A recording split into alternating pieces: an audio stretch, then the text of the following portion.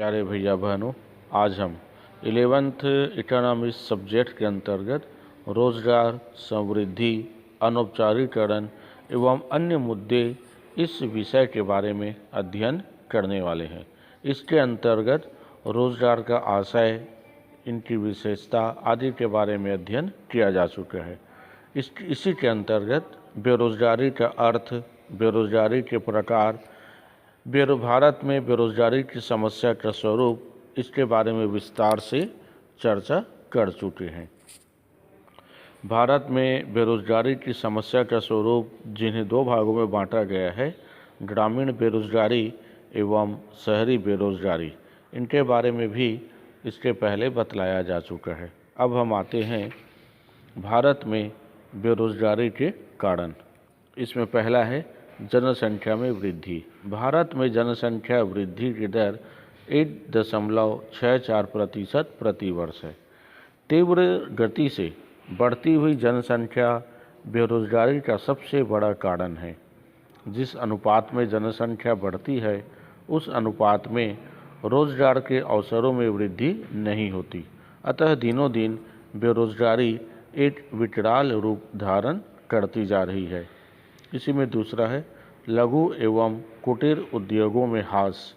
योजनाबद्ध आर्थिक विकास तथा बड़े बड़े उद्योगों की स्थापना से स्वचालित यंत्रीकृत मशीनों के प्रयोग को बढ़ावा मिला है।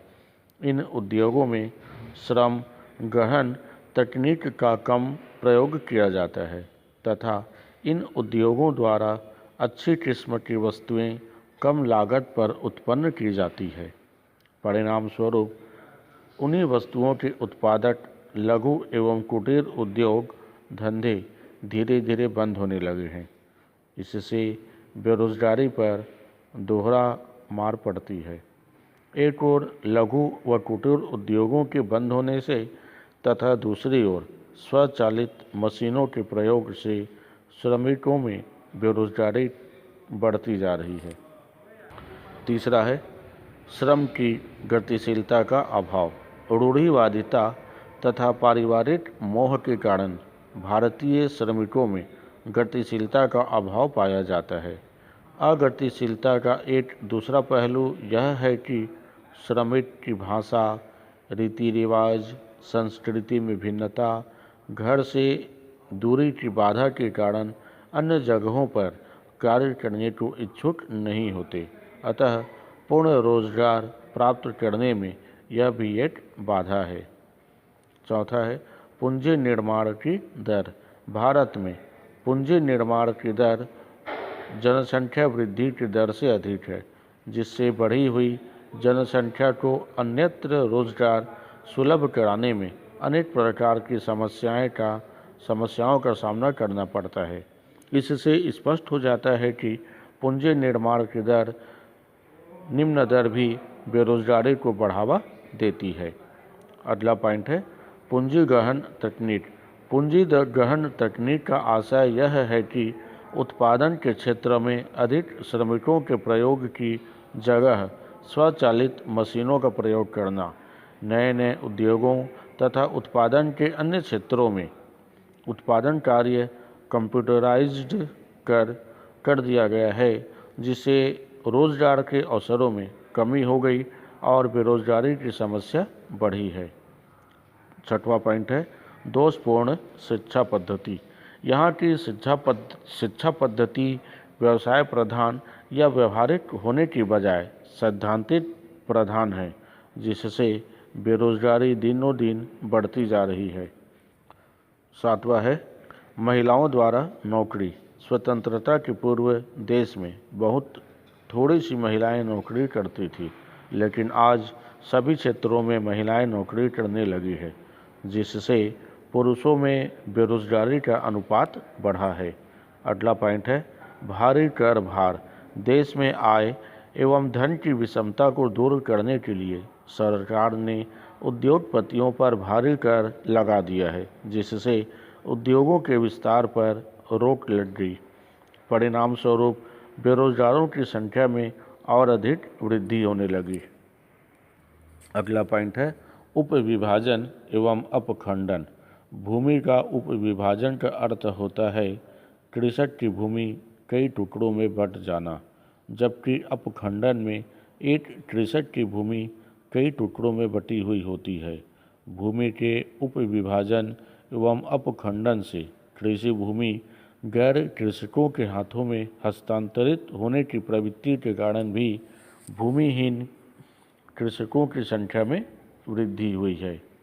और लास्ट पॉइंट है धीमा औद्योगिकीकरण।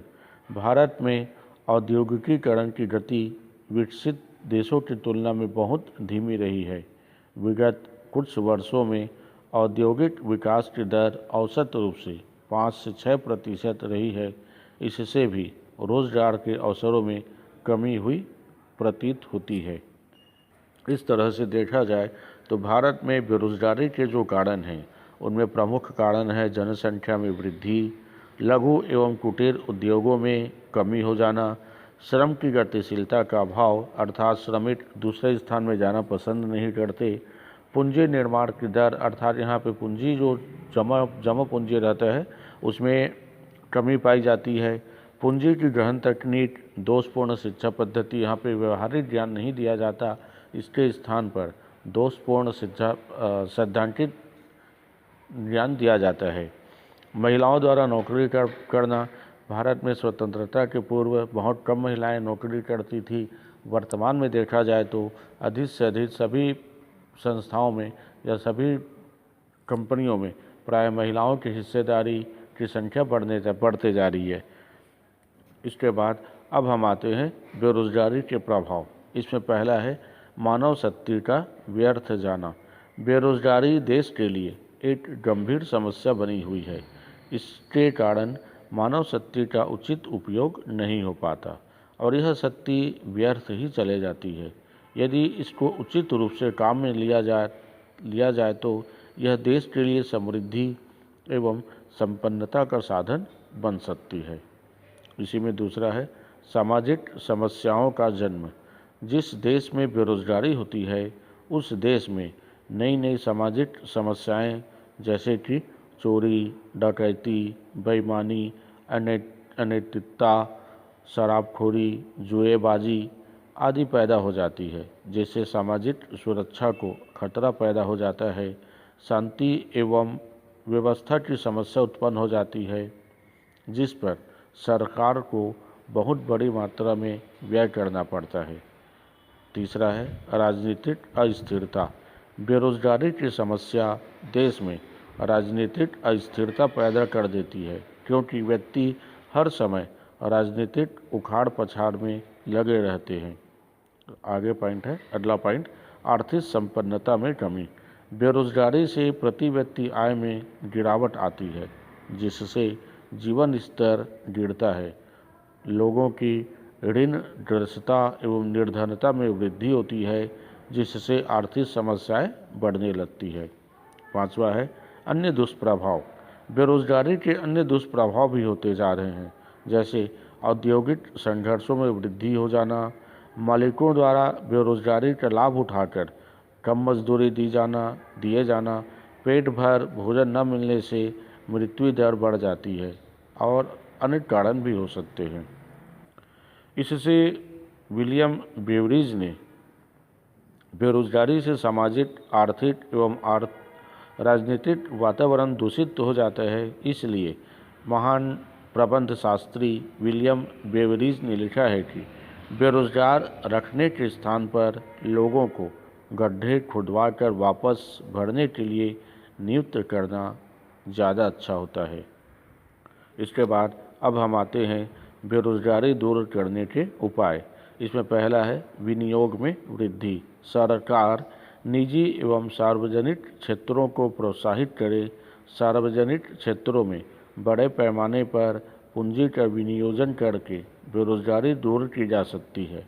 निजी क्षेत्र के उद्योगपतियों की विनियोग योजनाएं मुख्य रूप से श्रम प्रधान होना चाहिए, जिससे कम पूंजी लगाकर अधिक से अधिक लोगों को रोजगार दिया जा सके। दूसरा है नवीन योजनाएं।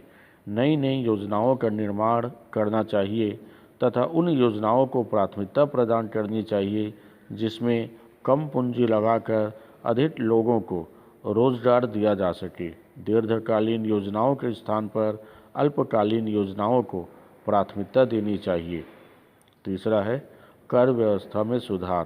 प्रगतिशील कर व्यवस्था में संशोधन कर पुराने पूंजीपतियों को अधिक विनियोग हेतु प्रोत्साहित करना चाहिए।